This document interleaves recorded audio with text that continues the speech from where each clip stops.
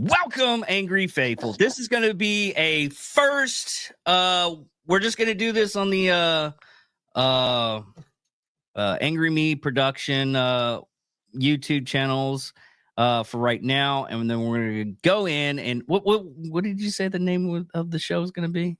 Oh, I've been thinking about all kind of stuff like I like the first one you popped off, Heels man. and Pills. Wait a minute, I didn't hear I thought it was pills. No. I thought about Heels and Face. I got to do some research. I don't know what other podcasts are out there yet, but we're going to come up with a more clever name and hopefully better content. Yeah. But the first episode. This is our test run, ladies and gentlemen. Yeah. Calm down. It's gonna be a test run, and me and Trey, in connection with Chris Jacka, the Mountain Man. I lied. It's one of my best friends. I love that guy. But we got together. The company Angry Me Production gave up $400 to his charity, Real Warriors, REE, Real Warriors Foundation. Real Warriors Foundation, and he came on the show to talk about it, and we started talking about wrestling, and we were messaging each other, and I don't message that easily, because I'm more of a face talk and everything like that. I almost called you up. I was like, dude, I'm not gonna do this, but I'll keep on texting. I got a story for that in a little while, but yeah, I'm the same kind of guy. Yeah, I'll call. I can't. I one, with my dyslexia, and two, I'd rather talk face to face, or just call a person up and everything like that. But I did starting out, I'll just text. But you got daily sexia? Dyslexia. Yes. Or if you do in the reverse, dyslexia. It's the only reason why I know it. D is for lysdexia. But one thing I wanted to get in on this, we're gonna try do an hour of this. A lot of stuff is coming up in the wrestling world. Some of it in the indie stuff, and some of it in the big leagues with WWE. But one thing we wanted to clarify is our fandom and where it started. Trey, you go ahead and talk about your beginnings of wanting to watch wrestling. Well, I mean, I was born in late '85. And so, when I was 4 or 5 years old was the early 90s, and late 80s, early 90s. I remember like hearing my dad talk about Hogan and Andre, and hearing him talk about that and watching the product on Saturday nights. I actually got grounded from wrestling about 3 weeks after I started watching it, because my dad took me to the movie theater to go watch the new Ninja Turtles movie. Yeah. And it was back in the days of families only having one car. We were waiting on Mom to come pick us up, and I drop kicked him in the nuts because I was all hyped up after the movie. So I couldn't watch Saturday Night Main Event or anything. And so I would sneak out of the apartment and go next door and peek through my buddy's window because I knew he was watching it. And so I had to watch wrestling for like a month with no sound. But I got into it watching, hearing about Hulk and Andre and being a Hulk fan. But then there was that Survivor Series when this dude in black and purple walked out. Oh yeah. And that was my freaking guy as far as WWF / WWE was concerned. Like, I was a fucking Taker guy, dude. Like, that was it. Dude, there's a lot of people that say that as soon as they saw Undertaker, they were hooked. I like the I don't know. I don't remember when the time frame was, but it was Papa Shango and the Ultimate Warrior angle, Yeah. and like Papa Shango put that curse on Warrior, and Warrior was on the gurney, and he started throwing up that like green, yellow, whatever, and I was like, I was into the dark side of wrestling then. Like I like Papa Shango, which if you guys are fans now, As a Godfather. 6 Feet Under, that's the Godfather, that's Papa Shango. What else Yeah. was he? Uh Oh God.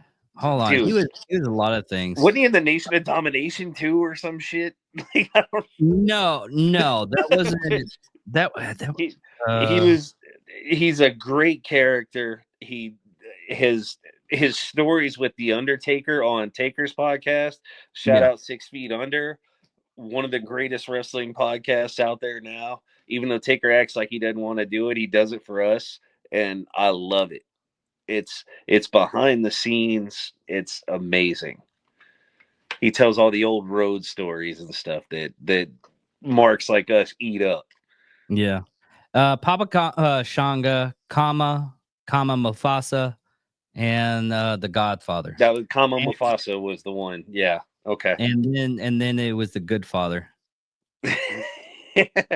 You know, his wife was the biggest supporter of him being the Godfather. She made all his pimp outfits and everything, dude. Yes. Yes. I'm like Crazy. I wish I had somebody that would, support me like that, but I don't. Damn, but that relationship didn't work out. I don't think they do. On to another subject though. No, Taker was my guy from like Survivor Series when he debuted. I was always, WWF was the thing where I lived at in Dallas. We had a big cable network, so WCW was there. We got TBS and all that back in the day. So I think TBS is what WCW played on even back in the day before Turner owned it. I'm not sure, but one of those old ass local crank the knob channels. But and then when it was WCW, I was a what they call him, Huntington Beach Sting or whatever, the bleach blonde with the rat tail. I was totally okay. Here's the thing. Hated the Four Horsemen. A lot of people say that. It's all depending on where you're at. I was like the Fabulous Freebirds, dude. They were good. I liked them. They were good. The only reason why I actually watched it though is because I watched Highlander. Well, like I had Taker in WWF, and so like I think I kind of in WCW, like I don't know, maybe lean more towards like the good guys. Ric Flair was a dick. Like he was a heel. Arn was a heel. Did you see the time frame where he like got rid of all of his clothes in the ring? Oh yeah, dude, that was fucking hilarious. One of my favorite Nitro episodes ever was the one where they were in where's University of Florida? Is that Tallahassee? No, that's Florida State. Gainesville. They were in Gainesville for Nitro, and Ric Flair stripped down to his fucking silk gator boxers and socks and was just wooing around the ring and chopping people that weren't there. Like, yeah, no, that was during the Monday Night Wars. Yeah. Now we got to save the wars for a whole different podcast. Oh yeah, that's a whole description of. Were you a flipper? Or were you like loyal to one product? Oh, dude. I was a flipper. I was. No. I figured out something though. This is what I figured out. Because at the time frame, what you could do is you could watch WWE and then you could go in, and I lost sleep on Mondays. But after like 11, they replayed the episode. Yeah, my mom was watching like La Femme Nikita or something after Raw though. Like I couldn't. There was no replaying for me. This is back in the old USA days. I gotten luck. lucky in life when I actually look back in my childhood and everything. Even though we'll just go my other the other person that came out of the same womb, which we will not name for reasons. But she said it was like, oh, our lives were horrible, dude. We had TVs in each room. I had a TV. Everybody had cable in their rooms. I was like, and then when I'm like talking to other people, I'm like, oh, I was good. Yeah. My sister's cunt. Maybe it was just because you sucked for a minute. It probably was. I mean, we always had like we were always taken care of. Yeah. And our parents, like, other than the fact that certain stuff that I found out prior, and it ended up my mom passing away. But other than that, we had a good life as a child, kids. Yeah. But going back to wrestling, that's a whole different subject. We'll just that's like episode 35 when they already auto download. Yeah. Yeah. No, I got my started from a dad. And I'll give the whole spill on this is my dad got into it by his grandmother. And he started watching wrestling. And then it just turned out every Saturday morning, this is the time frame in the 80s where after the Saturday morning cartoons finished up, guess what comes on? Wrestling. And me and my dad would spend time. It was the only time frame that I can actually remember me and my dad watching something together. And that was and it I took like time off. I always take time off for wrestling for some reason. And I took time off and when the Monday Night Wars came out, I started to have friends and everything come over, and we'd watch that. We would watch WWE, and then after everybody left, I would watch WCW. Now, you were a closeted WCW fan?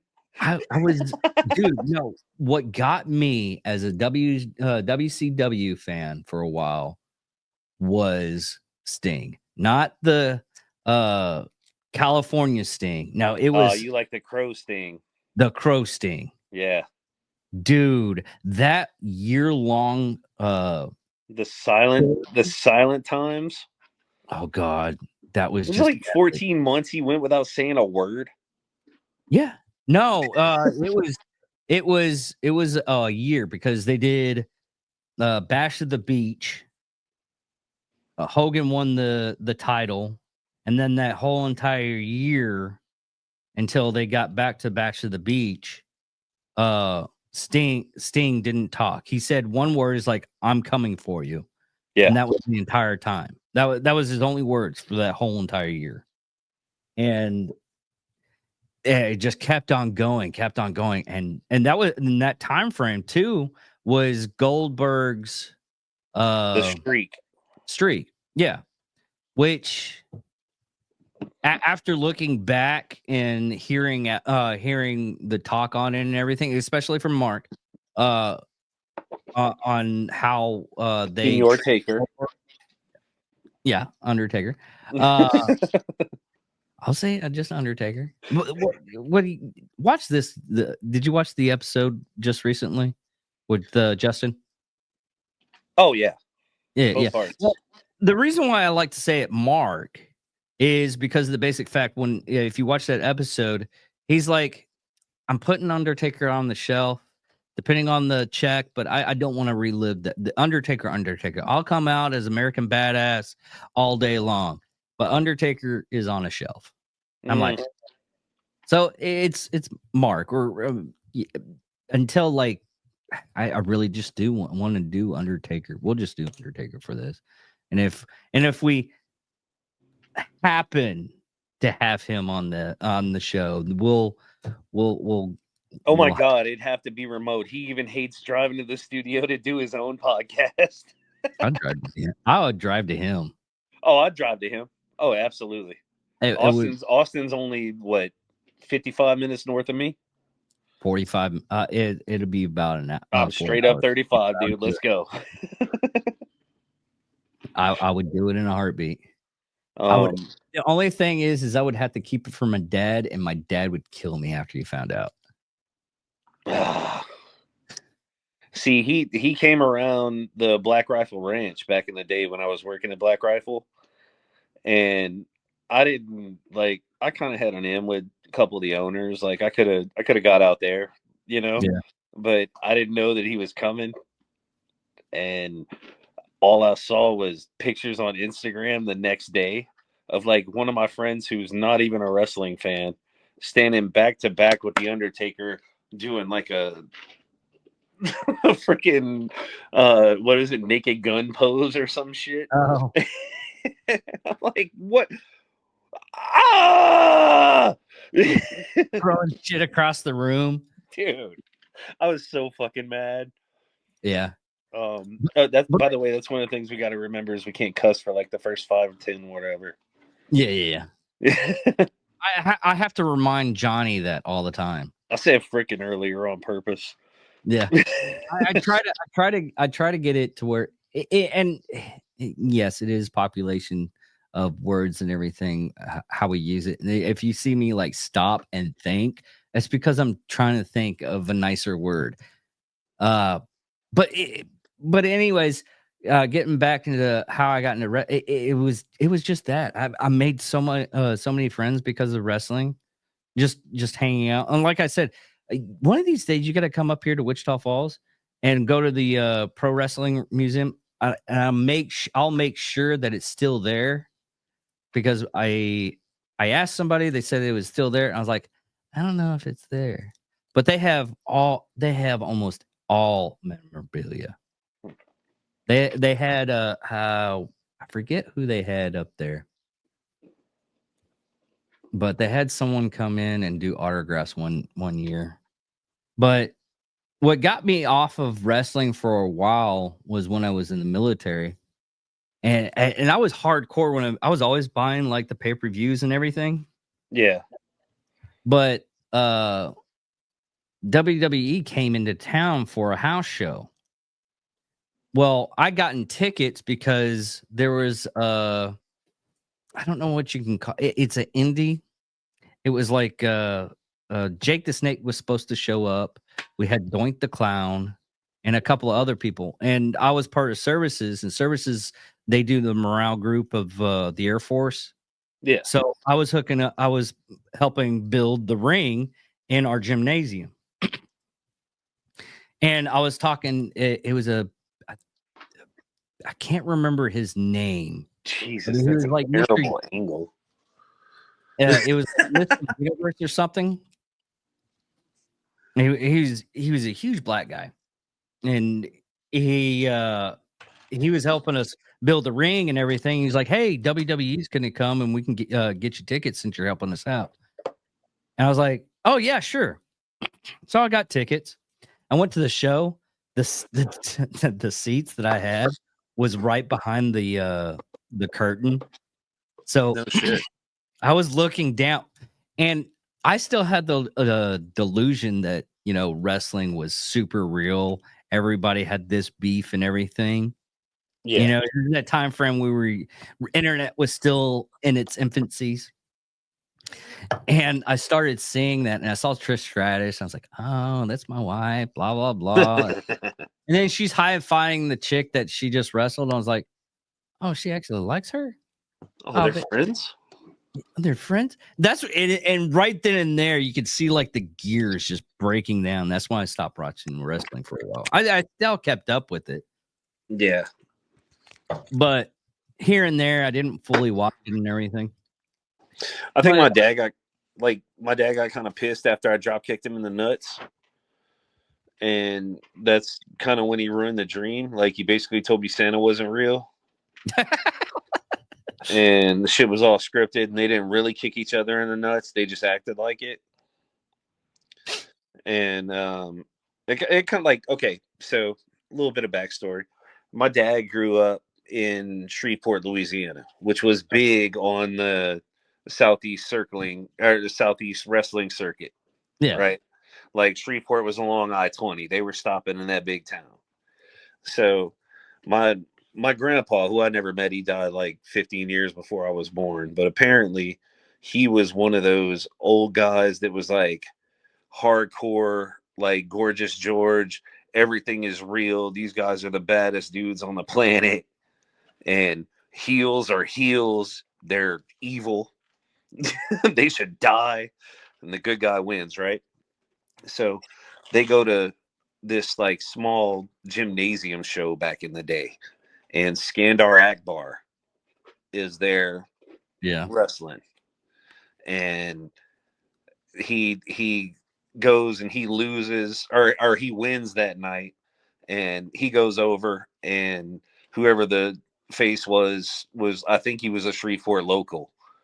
Um, he lost and whatever. Well, they all go to like Waffle House or what you shits whatever Oh, after that's the a phone after call the back. match. Hey. And my grandpa and my dad, my uncle and them are sitting there, and Skandar Akbar and the babyface and all them come walking in. They sit down, they're all bullshitting and talking and everything, right?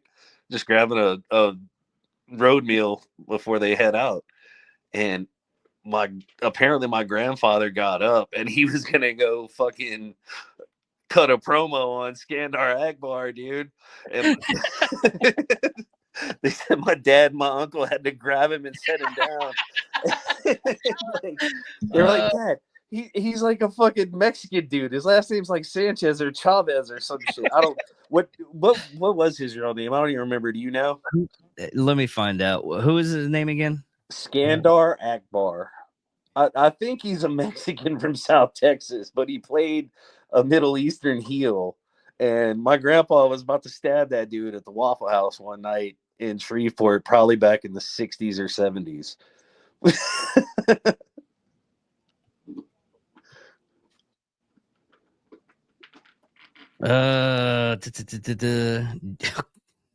This is so strange. Okay. He was from Vernon. From where?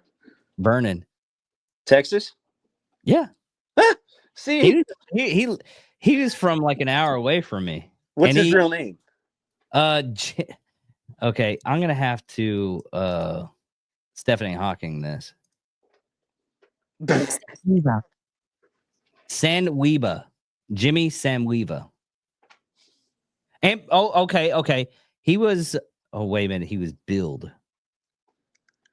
Okay, he was billed as Egyptian, Libyan, Saudi Arabian, and Syria.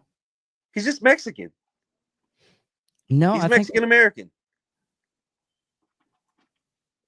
But yeah, my grandpa tried to stab him at a Waffle House. He's not Mexican American. Sanueva? Saidwehba.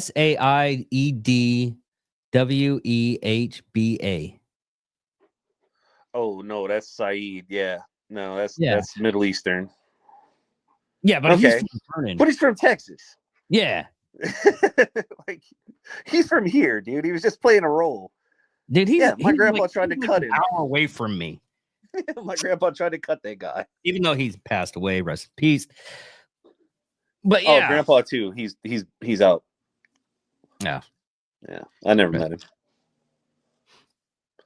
But so that was our guys through like what got us into and through the Monday Night Wars. What was your take on the outcome of the Monday Night Wars? And like I said, let's keep this Reader's Digest because that's a whole episode. Yeah. My thing with the Monday Night Wars, both were entertaining, but in my opinion, WCW was more PG, and then you had the starting out of the Attitude Era, WWE, and honestly, they didn't have Stone Cold, they didn't have DX, they didn't have the Undertaker. That Undertaker's line And yes, we're gonna stop here. And our next episode is gonna be WCW and the Monday Night Wars. Okay. Okay, that's gonna be our next episode because we can. We're gonna go into what's happening now. Let's talk about the curtain call. Basically, the curtain call, and go from there. When Nash and Hall gave Triple H and Shawn Michaels the hug in the cage before they went to WCW the next night. Oh yeah, I remember that. Yeah. Study up on that one because that's what basically kicked off the Monday Night Wars, dude. Yeah, it was. Yeah, cause it was Scott Hall. That was the first time they broke kayfabe. Yeah, that's what really brought it out, and it's kind of and when you think about it, because I was trying to figure out pinpoint, and then they brought in Hogan. Yeah, and then the whole Hogan came in and turned heel, and the NWO kicked off. Yep. Okay, here's the thing. So it was Degeneration X was first, then the Wolfpack. Yeah. Okay. Yeah, that was basically WCW's reaction, I think, to their, the first big major faction like that was taking off and selling merch and doing stuff. They're like, hey, we got to come up with something. Yeah. Okay. And here's one last bit. What's the strangest wrestling out of wrestling that you've seen? Like you've seen the wrestler like outside, like going to Waffle House or something. Like, what's the strangest thing you've seen? And we'll kick it off to the rest of the stuff.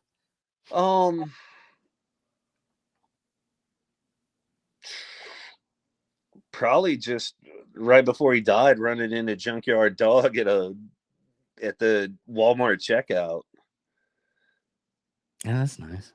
Yeah, man, it was crazy. I had like an old like somebody gave it to me. It was an old autographed picture of JYD because they knew I was into wrestling, and somebody had given it to me, and I'm sitting there and I'm standing in line, and I'm telling my mom, I'm like, Mom, that's JYD.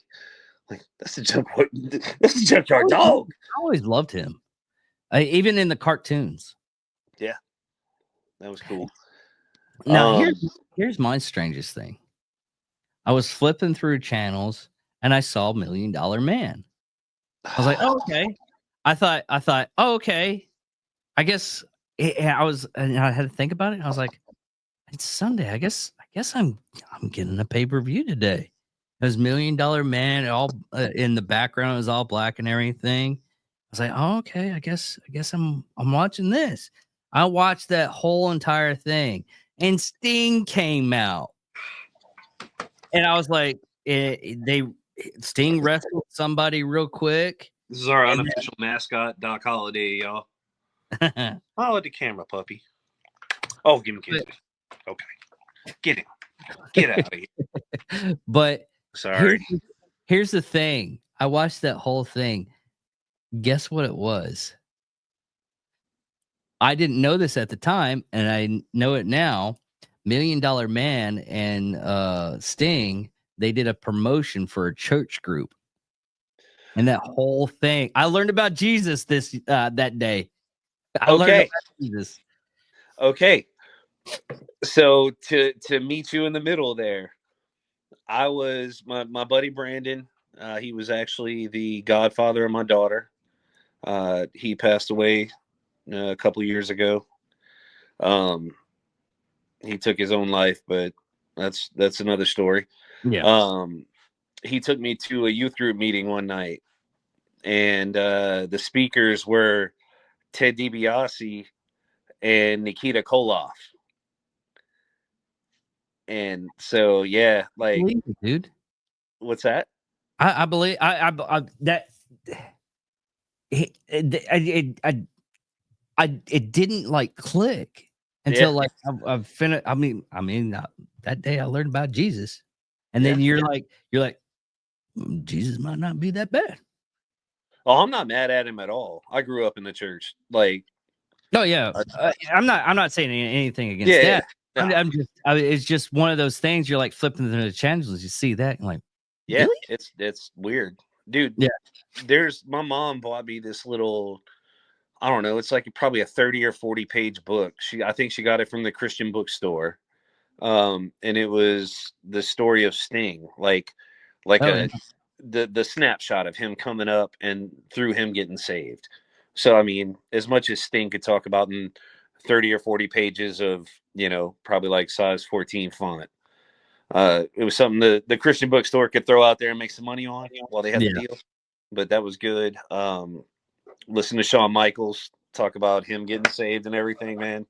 I think it's great. Even Taker, with as dark as his mystique and everything is, Taker, like, he's walking around with not Austin 360 but John 360 shirts on. So, it I think that it was his mama. His mama was heavily into the church, and yeah. he he's a mama's boy. Nothing wrong with that. I was just saying, he's just he.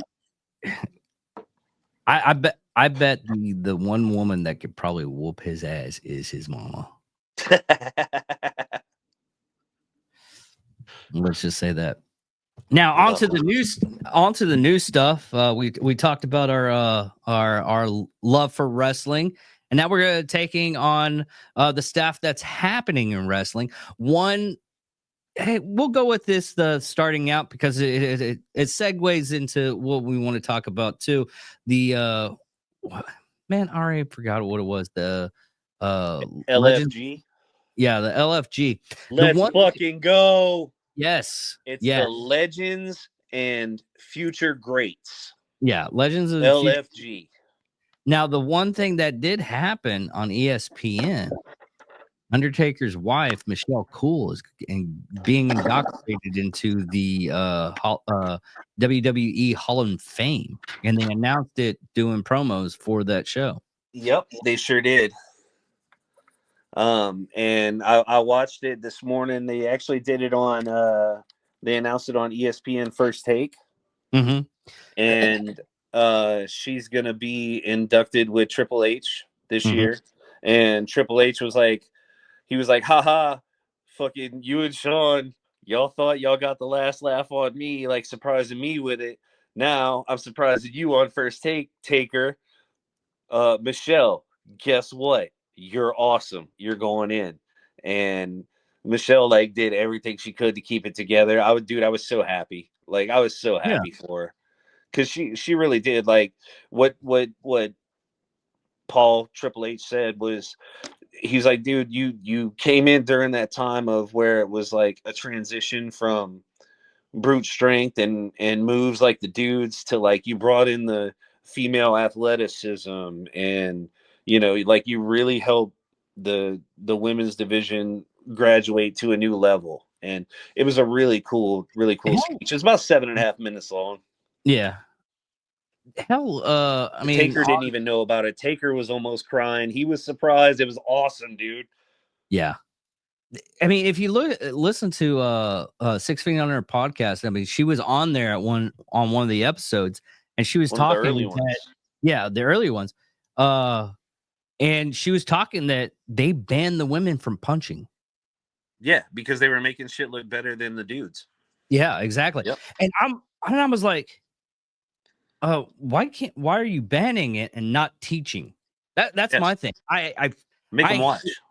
I hate the fact that it's like, if I can do something and you can't do something, we're gonna have to get rid of you're gonna have to stop doing it. No, I'm gonna teach you how I'm doing it because it works better. I mean, I just did that today up at work. I was like, hey, I figured something out. It works 100 times better. I showed the training guy that's training everybody. I was like, hey, listen, I'm doing this. I already talked to our boss. I'm gonna get something set up, and hopefully we can start doing this because it works. I'm like, oh, okay. I'll make sure. I'll tell him. No. I already told him. I'm gonna get it set up. I'm on it, bro. I'm already on it. I'm just telling you and showing you what you should be teaching. because with the learning disabilities I had, or I still have, but I can't stand not, teaching something I just learned. It's like a big, oh my God, I figured something out. I want to tell everybody I'm right I'm now. an idiot. I'm an idiot. You gotta see this. I figured it out. I Yeah, no, learned words. dude, I finished up a project today for New York licensing. I had to. New York's one of the harder licenses to get in the insurance business, like in the adjusting side. Mhm. And so basically, the last 2 weeks, I've been on this project where I've gone through the course. I've built my own training course off of it for the New York specific stuff. Mhm. And then I've developed a study guide and a practice test and all this. And like, I finally got to present that today at 3 o'clock to my directors. Makes you feel accomplished, doesn't it? Dude, they fucking loved it. I felt so good. Like, it was great. Yeah.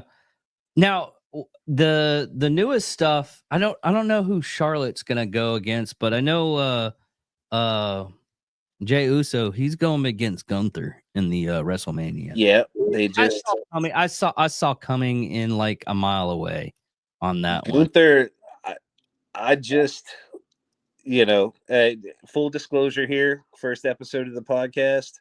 I know we talked about this before, but uh, I just started watching the product again about probably a month and a half, 2 months ago. After listening to Taker's podcast from episode 1, I was like, man, I think I'm gonna tune in and check out this Gunther dude. And I didn't know that there was this whole separation of church and state between SmackDown and Raw and all that still. Yeah. So I watched Raw a couple of times and I was like, fuck, he hadn't been on here. He might be on SmackDown. So then I tuned into SmackDown, checked him out. Dude, Taker ain't talking shit. He must Yeah. he sounds like he's got some experience and he knows what he's talking about. I Because think Gunther is awesome. yeah, I think he came up through Europe, and that's another thing you notice if they come up through Europe is look how they do their feet. Because Europe has a thing to where if you do not wipe your feet before you get in a ring, you're a piece of shit. Yeah. He's showing respect to the mat. Yeah. It's showing respect to the mat, but it's also the basic fact of when you're walking down there, you get stuff on your feet. What's his name? The English dude, William Regal. Yeah, William Regal. William Regal. But he was talking. That's old WCW days, Lord Steven Regal, huh? Yeah, I know, right? I knew who you're talking about. It's like, no, it's William Regal. Oh yeah, he went even in WCW.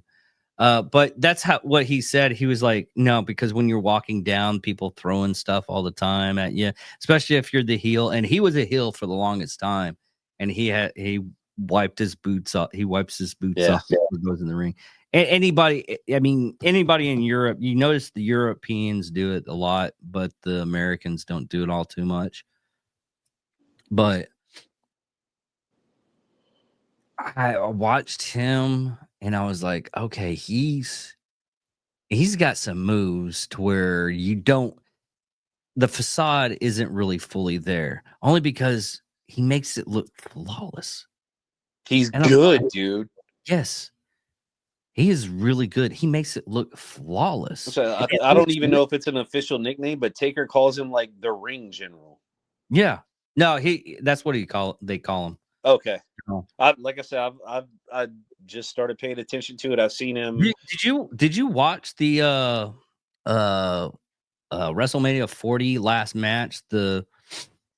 Yes, I've been watching. Okay, so I was like, you know how they call them Cape Christians or whatever, where they go to church on like Christmas and Easter and Passover and stuff.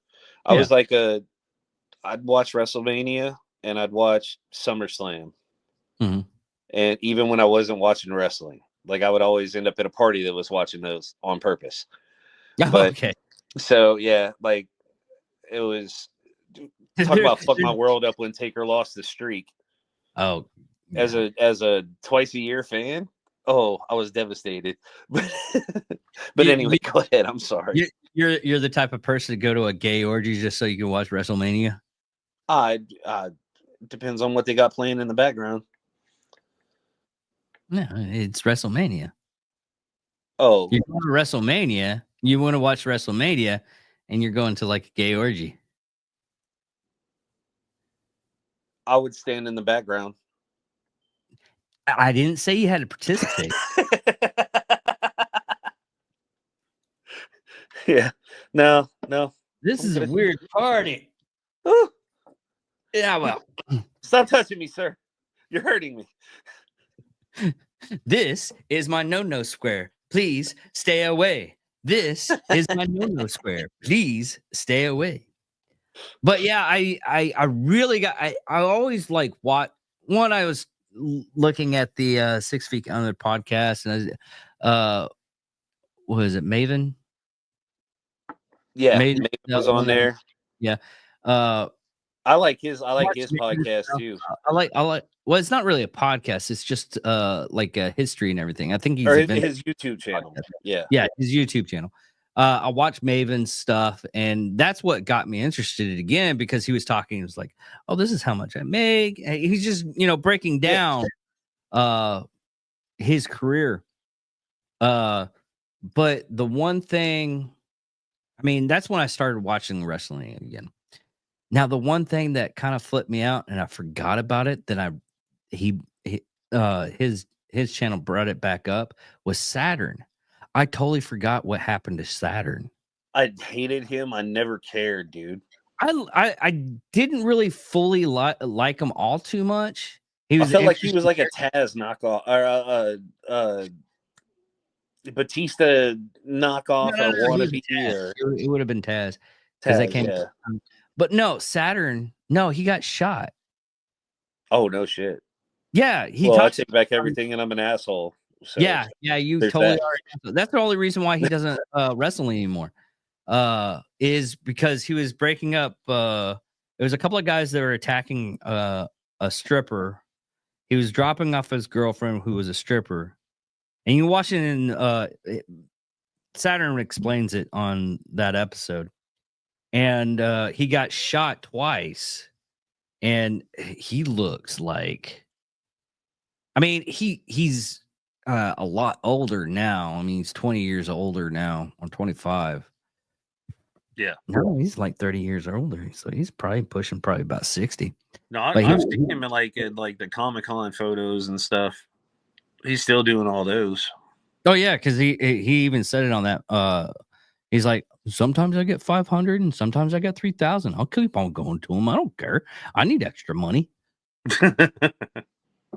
But and we're hitting the 45, and we said we're going to probably do like 45 to an hour on these things. Yeah. One last thing before we all go and wrap this up, and we're going to conversate and figure out what we're going to do with this thing.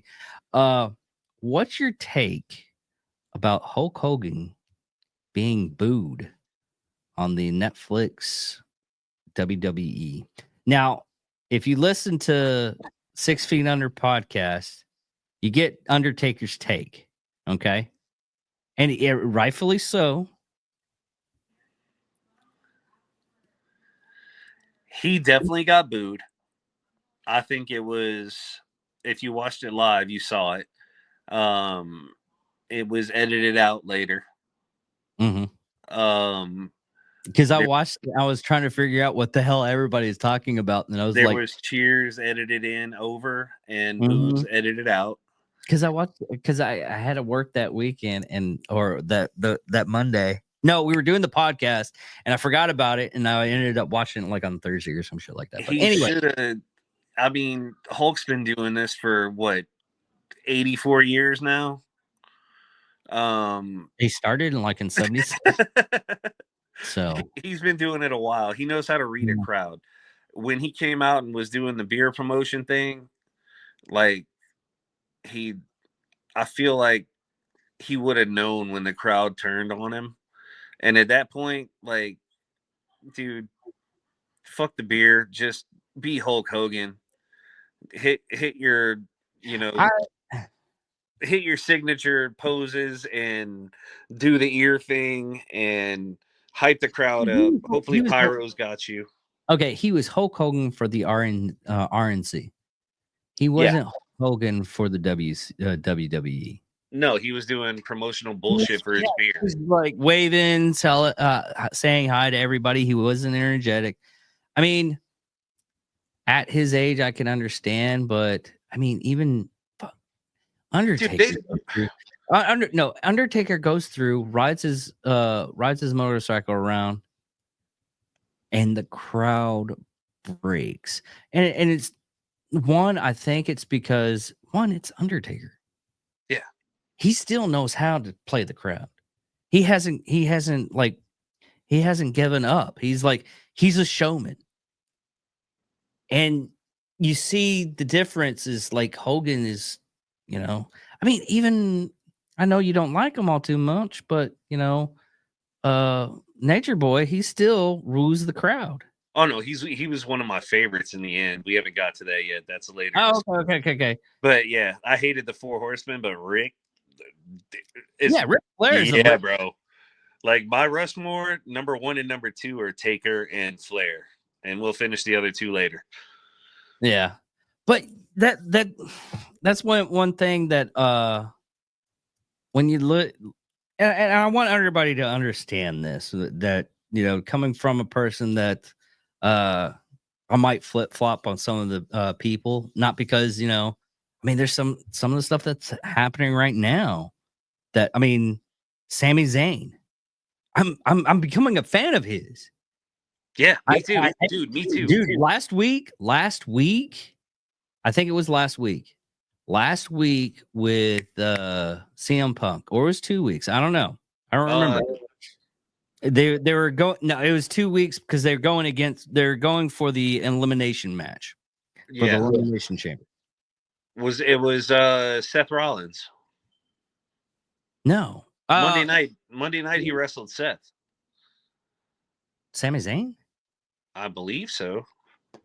No, he okay. Sami Zayn was wrestling CM Punk to try to get into the elimination chamber for to get into WrestleMania. Yeah. Anyways, before the match,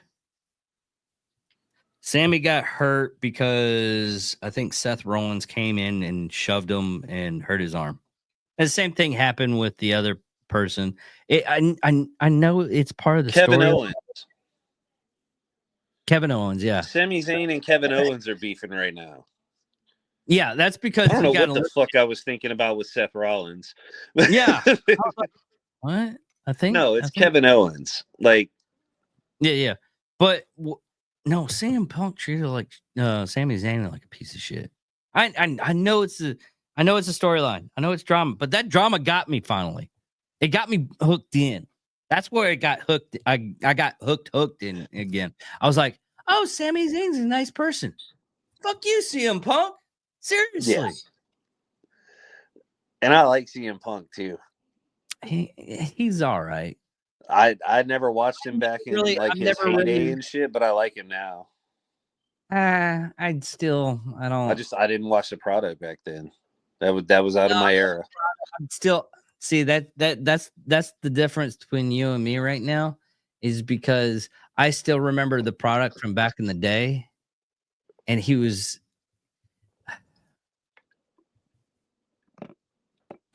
I just don't like. Mind you, if I was face to face with CM Punk right now, hey, it's okay to say what you gotta say, dude. This is on YouTube. We can fucking say it. Say it. Let it out. Say the really weird thing. Like CM Punk. I really don't. As a heel, he's a good heel. He's too good of a heel. But there's I like him better as a heel. He is a good heel. He is a good heel. Saying that, he was probably one of the celebrities that I would love to have a chat with, even though I don't like him. There's only one celebrity that I don't like and I'll never talk to, and that's Wayne Newton. Hey, Wayne Newton. I thought he With was a- dead. So I was hoping. Yeah, I'll tell you a story after the reason why I don't like him. Because it's the personal. those aren't fun, dude. They say don't meet your heroes. Was he a hero? No, I never even heard of Wayne Newton until that day. Oh, I thought you had one of those weird music vibes. No, but I don't know how we're gonna sign this off. We're gonna come up with some stuff to get a better product out to you guys. We're just in all reality, we're just people that love wrestling and we love talking about wrestling. Yeah. I mean, that's all we're texting each other most of the time that we text each other is like, hey, you come to the show? Yeah. Dude, did you see this on Wrestle? Blah, blah, blah, blah, blah. No, I'm going to check that out now. Download the A&E app. Watch the fucking show. LFG. Yes. Watch that show and watch us. Love you right, guys. so- More. Appreciate it, guys. Thank y'all so much. Woo!